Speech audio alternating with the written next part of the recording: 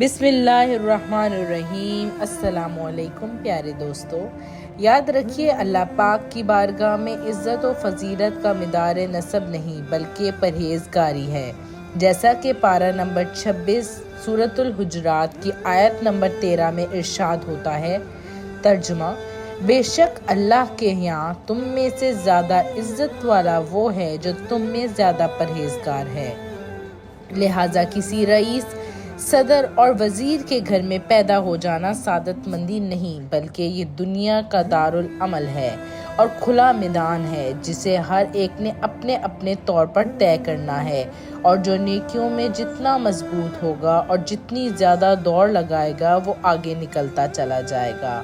یاد رکھیے، زندگی کا مقصد بڑی بڑی ڈگریاں حاصل کرنا، کھانا پینا اور مزے اڑانا نہیں ہے۔ اللہ پاک نے آخر ہمیں زندگی کیوں عطا فرمائی ہے؟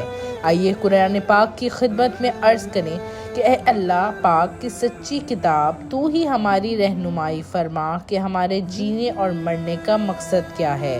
قرآن عظیم سے جواب مل رہا ہے۔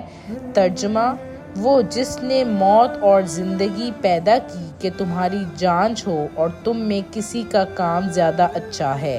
اس آیت مبارکہ کے تحت تفسیر غزان عرفان میں ہے، یعنی اس موت اور زندگی کو اس لیے پیدا کیا گیا ہے تاکہ آزمایا جائے کہ اس دنیا کی زندگی میں کون زیادہ فرمانبردار اور مخلص ہے۔